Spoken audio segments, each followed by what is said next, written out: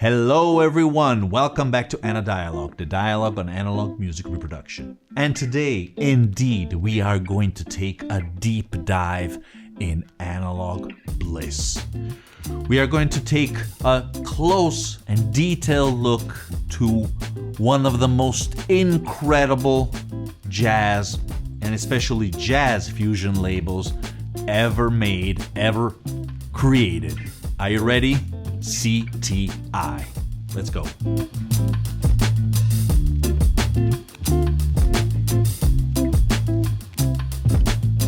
Okay guys, so we're going to take a look now to a few points concerning the label itself. It's going to be an introduction to the label, a little bit of history, a little bit of technical aspects, who's behind it, the philosophy, and after that we're going to take a detailed look at the different series that composed all the different records by CTI. Before starting though, I do want to say that this is a very special label. It's the perfect combination of amazing sonics and amazing music artistry, okay? If you are minimally inclined towards jazz and all the influences that jazz had in the 70s, meaning mainly funk, I would say, but also soul, rock, blues, gospel, you're going to find all these elements perfectly combined in incredible recordings. In my opinion, and not only, they're quite famous out there among the jazz buffs. Do stick around because you are about to discover, if you don't know, CTI, one of the most incredible labels of all time. Okay, let's start immediately with point number one. So what is CTI? CTI stands for Creed Taylor Incorporated, which is a jazz label that was founded in New York thanks to whom? Creed Taylor. Creed Bain Taylor V, who is also the founder of Impulse, another incredible jazz label that we all know. But he wanted to do something independent. This is an independent label. There's no majors. And in fact, he had a lot of problems during all the different decades that came. But he resisted. Oh boy, if he did. He tried to do new recordings, new projects, all the way up to the very end. He just died a few years ago in 2022, unfortunately. We have to give credit to him because he is one of the key figures, if not the most important figures, responsible for introducing bossa nova in the US and hence at that point in the world. He made bossa nova practically famous worldwide, and Brazilian music attached, Brazilian music, samba, things like that. In fact, the famous record by João Gilberto and Stan Getz is produced by him. And he is the one responsible also for rediscovering, we could say, O Maestro, Antonio Carlos Jobim. And he did also some incredible recordings with him before CTI and during CTI, as we will see. So, chapeau also only for this to Creed Taylor. So, the label mainly lived two huge macroscopic phases. The first phase, the inception, the start, the golden age, is the one that began in 1967. And it was a subsidiary of A&M Records, okay? And finally, after a few years, in 1970, CTI was an independent label, completely independent, and went on producing, as I said, the best records in this phase, all the way up to 1978, where unfortunately they had so many problems, economic problems, they had to file bankruptcy. Although the records kept on coming out until all the way to 1984. So after that, there is a pause for some years, but then all of a sudden in 1989, together with Rudy Van Gelder and Pete Turner, they refunded CTI again. Creed Taylor refunded the label and went on all the way up to 1998. But across the entire life of these two phases, unfortunately, Creed Taylor always had problems because these records weren't selling as much as they costed. as much as other records were selling in that time period. It's jazz, you guys. It's always going to be a niche. So unfortunately, he had a lot of problems. He had to find different distributors, as we will see afterwards more in detail. And in the end, the rights went to CBS and ultimately in the hands of Sony. And still today, they belong to Sony. And Creed Taylor tried many times to earn them back, but he never managed to do that, unfortunately. And Sony is publishing every once in a while something, but a lot of the catalog is not seeing any type of reissue, sadly. I hope Analog Productions at a certain point, for example, since it's doing incredible things with Pablo, the Pablo series, they could start reissuing these incredible jewels. Let's proceed. So as you can imagine, as soon as Creed Taylor was up and going in the 70s, he tried to gather all those incredible talents, music jazzmen that were at the end out of the huge explosion of bop and hard bop in the 50s, 60s. So a lot of people weren't that under contract anymore, and he gathered a lot of them and created these fantastic arrangements, thanks to especially Don Sebesky, who also recently died in 2023, but also Oliver Nelson, Lalo Schifrin, and many others. So he created a chain, okay, a perfect chain, dedicated also to the arrangements, to the recordings, who were made clearly by whom? Yes, once again him, the incredible Rudy Van Gelder. Because in fact, practically almost all recordings are done at Inglewood Cliffs in the Rudy Van Gelder studios. They were great friends, and I must admit that even though I'm not a great fan of the Blue Note sound, which clearly was greatly influenced by Alfred Lion, in this case I must admit that Rudy is doing things much better thanks to Creed Taylor, who is a little more wise in my opinion, or at least he had better technology, he had better resources, let's say. In any case, the sonics are astonishing, really, really incredible. Not always, not all releases, but the vast majority, there are stellar.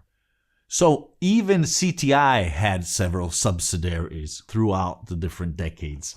For example, Kudu Records, which we will see afterwards, but also Salvation Records, Metronome, I wrote here a few notes clearly, Three Brothers, Greedy Street, PDCT, I mean, so many, because Creed tried to make a variety of recordings and tried to channel them in different ways. And one of the most emblematic is the Kudu series, we could say. But we will get there. One of the most important parts of CTI Records is clearly connected to the incredible, astonishing, outbreaking, fantastic artwork of their covers. Just outstanding, incredible. I love them. I deeply love them. Clearly there was an art director that changed through time, but the core comes from the photographs of Pete Turner.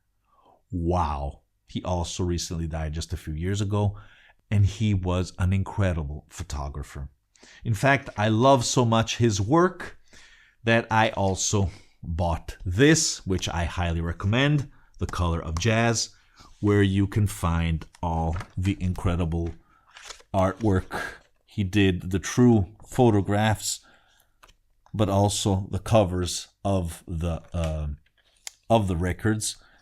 It's not only CTI, as you can see, also other labels. It's just incredible.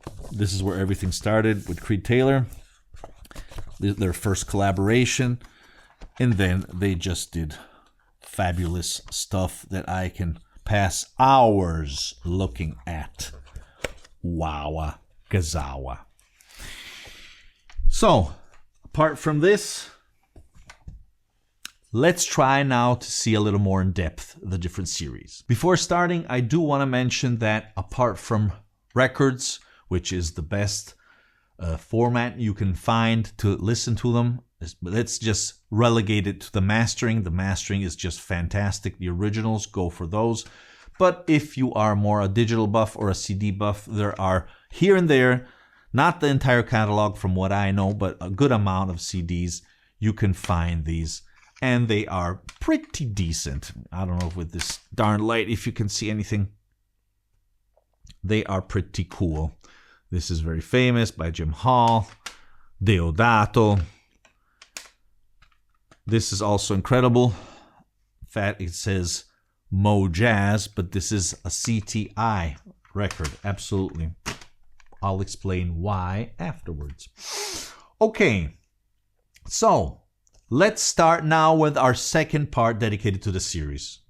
Okay, if you want to learn a little more on all the different details of the different series, of the different decades, want to see all the covers, there's a great site done by Doug Payne, dougpayne.com. You're going to see here the address, the website address, and absolutely go and look there. It's a great resource. I also sourced from that for this video, but not only, clearly. There's a lot of stuff online, pretty much at least. And okay, let's start immediately with the first series. That, as we said, was strictly connected to A&M, the 3000 series.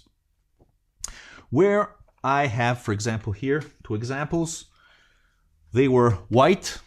They could vary a few of the color, depending also on the choice of music, but mainly jazz was white. And already here, as you can see, we have the A&M logo, but also the CTI here below. And here below, as you can see, you're going to have the, I think you can see it, the number 3000, 3024. And already here, you can see the incredible quality of these releases. I mean, you can just sense it. The cardboard, the tip-on jacket, the liner notes. Let's see. This is one of the first ones where we have this type of colors here. Also here the A&M logo. And let's try to listen to something. As you know, this is also going to contain some needle drops. I'm going to listen along with you.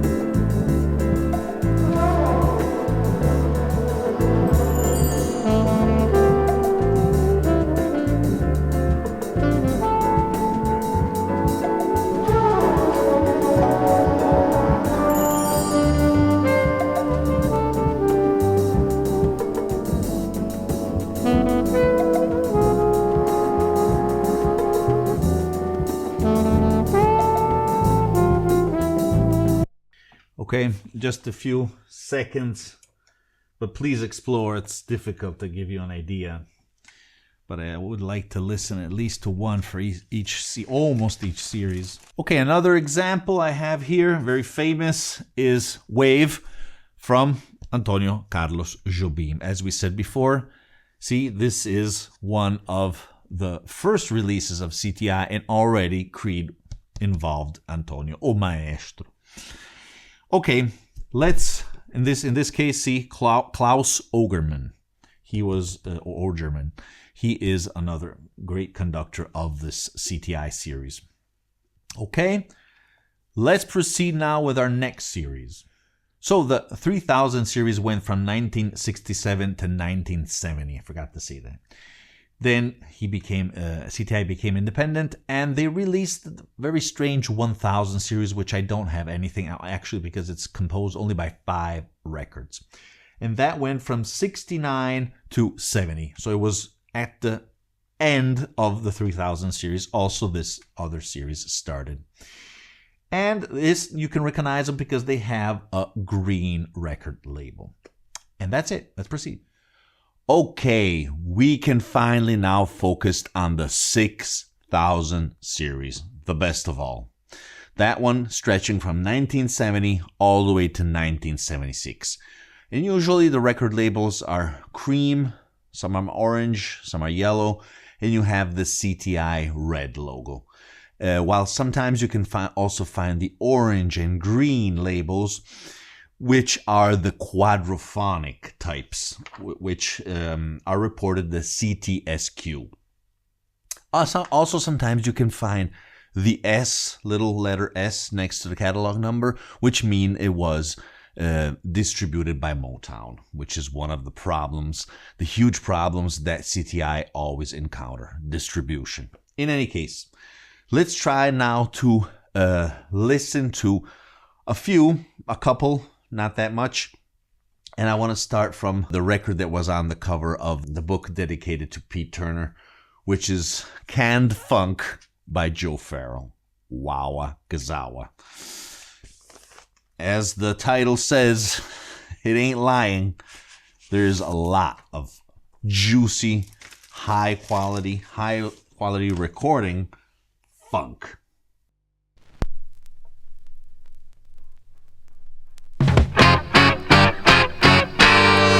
And funk.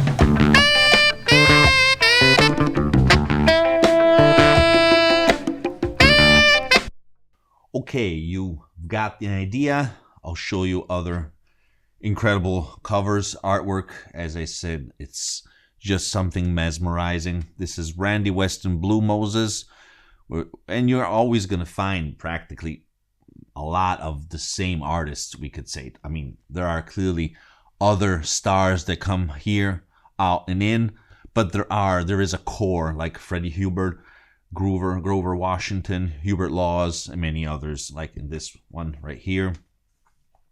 But also a lot of people coming from South America, like Ayrton Moreira. Wow, just wow. Beautiful, beautiful cover. Let's put a track of this.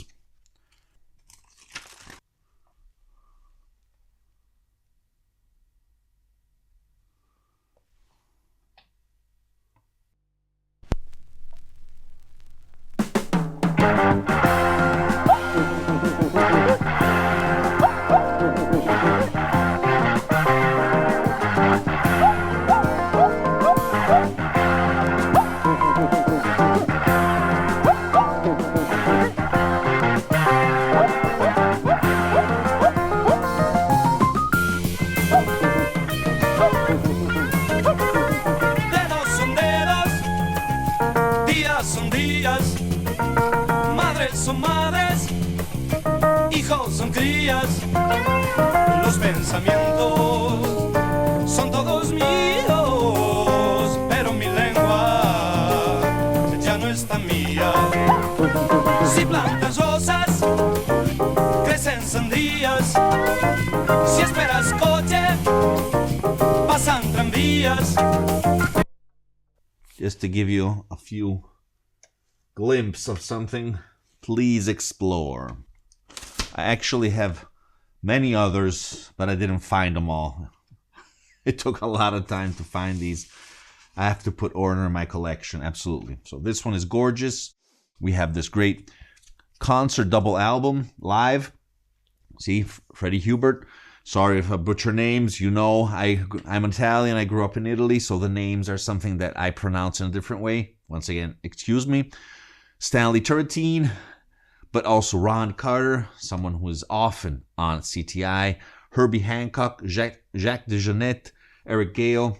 Wow, this was a re-edition seen by Speaker's Corner, so you can find also some re-editions, high quality AAA 100% analog, done by others, but not the entire catalog, unfortunately. In fact, here we have other reissues. This one, for example, Freddie Hubert, First Light, CTI 6013. And as you can see here, what do we have? The Sony Legacy logo. Because as we said before, all the rights are in the hands of Sony, unfortunately. Quality, decent. The originals are better. Let's try to listen to something.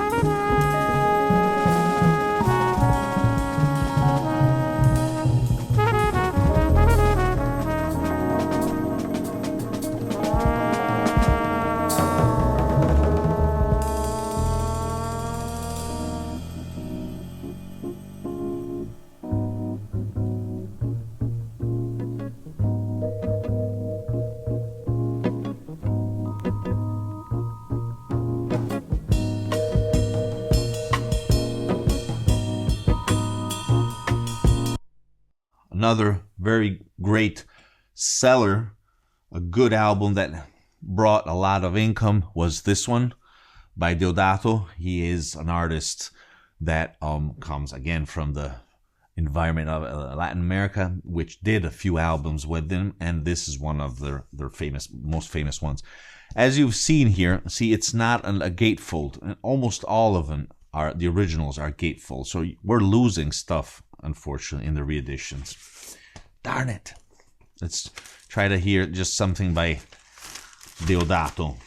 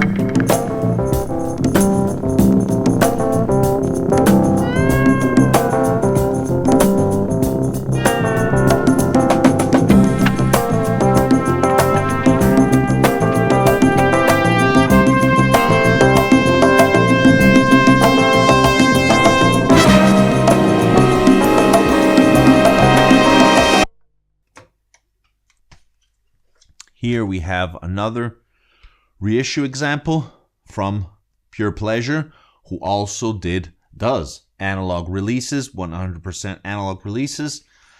Another great picture. In this case, we have Milt Jackson, and in this case, we also have, as you can see, a gatefold, but the quality is just different. I mean, it's not as good as the older ones, unfortunately. Here we have a great Hungarian guitar player. I love Gabor Szabo. He did a few albums with them. This is an original on the 6000 edition. Here instead we have something with a different code because this was released, I think, in Japan. Yes, made in Japan, because clearly Japanese love these editions, and it has a different code, clearly, if we're going out in different countries. Here is one of my favorite covers. Let's try to listen to something. George Benson, White Rabbit. Unfortunately, there was big controversial legal problems with George Benson and CTI, which subtracted a lot of energy and resources from the label, the company.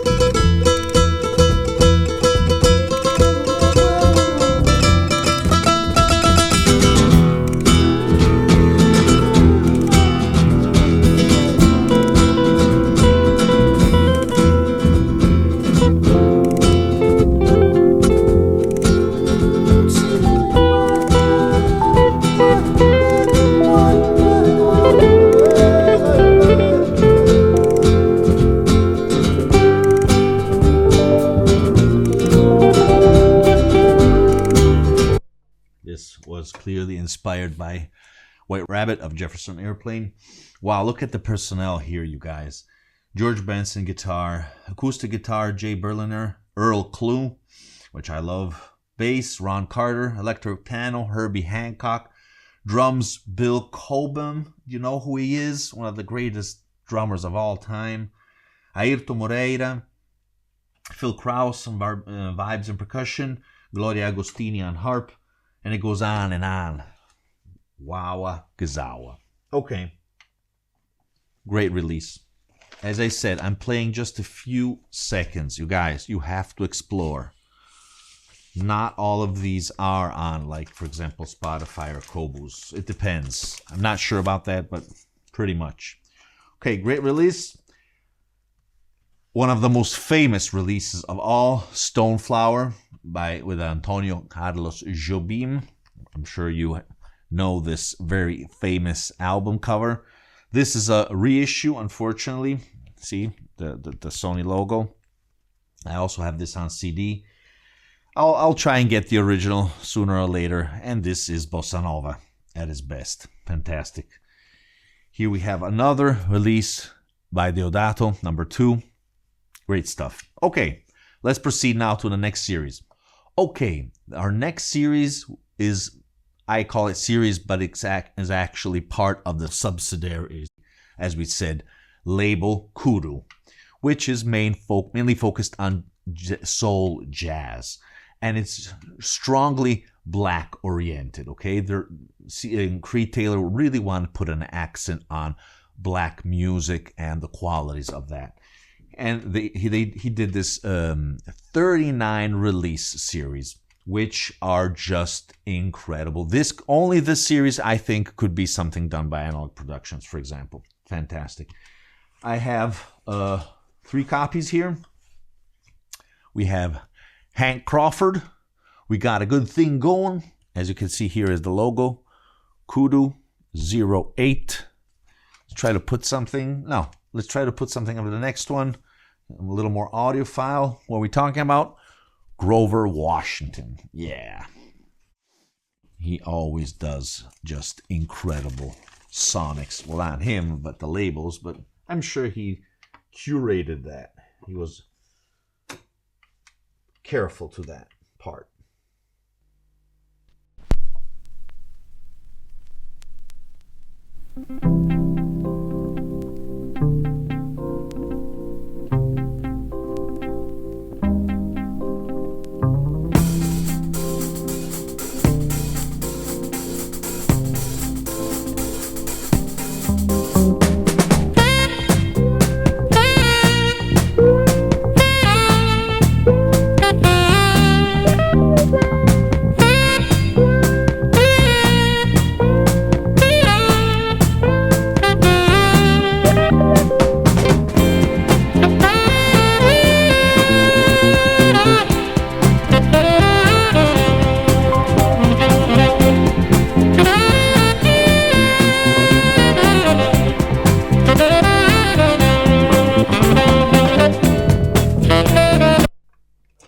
Time to go.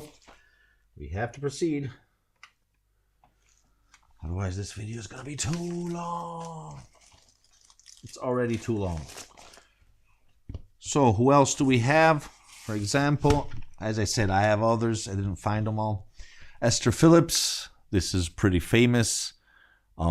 Cover and album. Very cool. And let's proceed to our next series. Okay, the next series is the CTI Twofer series, which is dedicated to double albums, and it's just a few albums were released in this series, if we want to call it series. And I have my notes here. It went from 72 to 74, so just 2 years. I have, for example, the California concert, which is a double album, and you can see it has this code CTX 2+2. That's usually one of the codes of this series. And where every once in a while, Creed Taylor did these huge concerts, live concerts with the best of his batch, the best artists, just as a showcase of what the label was all about. And even here we have George Benson, Freddie Hubbard, Hubert Laws, Stanley Turrentine, Hank Crawford, Johnny Hammond, Ron Carter, Billy Coleman, Ayrton Moreira. Fabulous. Great stuff. Let's proceed. Another odd series, we could say, is the 5000 series, which even this stretched only 2 years, from 75 to 77. Just 2 years once again. Only 8 records. And you can find the logo has a PS, meaning it was mainly dedicated to pop songs. In fact, there's a lot of pop according to the description of the series, even though I find a lot of funk. And here, for example, I have 2 albums by Lalo Schifrin, who is also one of the arrangements director of the series.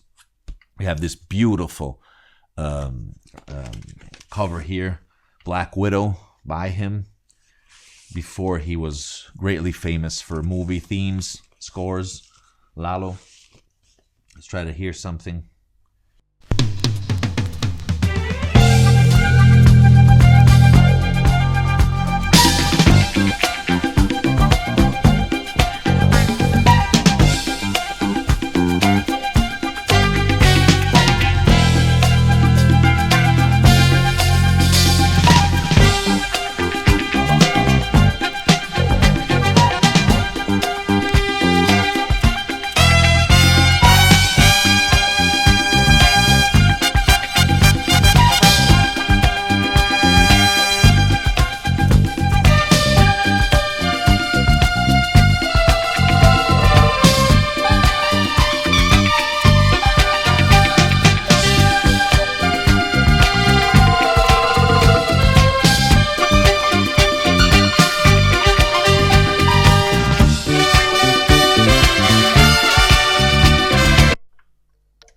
This already sounds almost like a movie score, a soundtrack.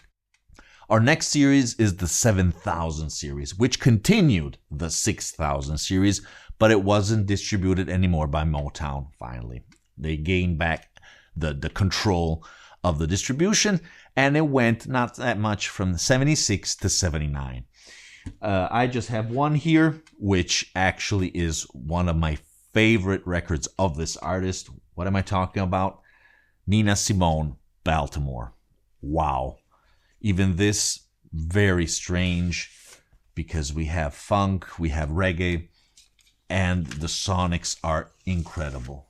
Get a copy. It's great stuff.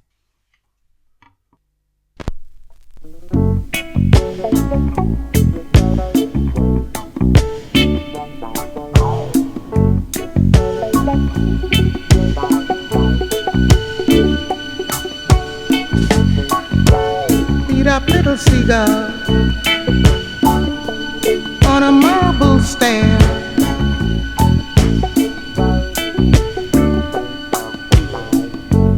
Trying to find the ocean, looking everywhere.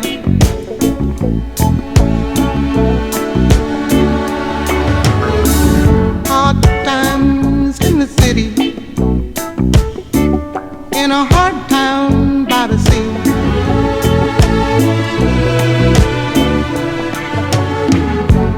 Ain't nowhere to run to, there ain't nothing here for free.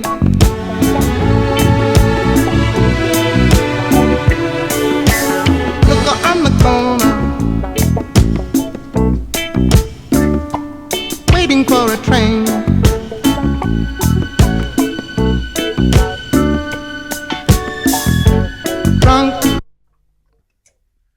Okay, so after the prior series that we have just discovered and analyzed, unfortunately, the downside, we could say, of the label, the decadence starts. And mainly we have now the 8000 series going from 1979 to 1982, mainly dedicated to reissues. And very oddly, they changed the artwork and sometimes the titles. Very strange. Like, for example, we have this one by George Benson, Take 5, or Ron Carter, The Blues Farm, and they are ugly. I mean, in respect to the old graphics, they were incredible. They still retain, in some cases, most cases, the photos by Turner, but as you have seen, I mean, kinda ugly. Let's proceed. So the last series is the 9000 series. That goes from 1980 to 1984, where we have some decent albums. I've listened to something online. I'm not a big fan of this type of music when it's transported in the 80s. Some things, yes, but not in this case. And there was a lot of problems, confusion with the catalog numbers. Something are missing. Some numbers are jumped, skipped. I don't know why. Very strange. The distribution was CBS, and that is where Creed Taylor started to lose control. In fact, after this series, we have a huge hiatus. I mean, a lack of publication for several years. Actually, we have the bankruptcy, and everything was ceased.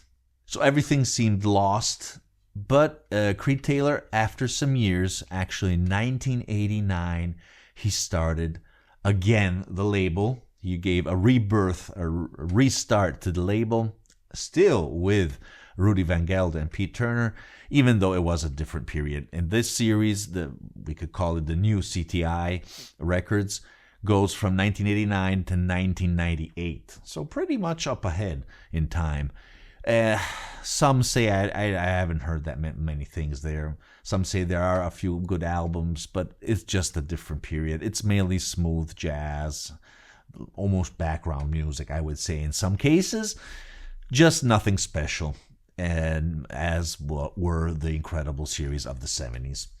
But this was the very long history, started in Impulse all the way up to the development of this incredible label, which a lot of people still have to discover. I think that greatly contributed to the history of jazz. Okay, so if you know this label, please write down here below the albums that you like, that you know, and that you would like to recommend me and other people. Although I did say that I'm missing many, I have one, for example, by Chet Baker. I'll put here the image, which is fantastic. Darn it, I wanted to do a needle drop for you. In any case, trust me, it's amazing, as many of the 6000 series, no question about it. Thank you again for watching, and remember, music is born analog. Hey there, if you are enjoying my content, please consider to subscribe. It's free, and it will help the channel tremendously. Also, don't forget to explore my prior videos. There's something for everyone. Welcome to the audiophile community.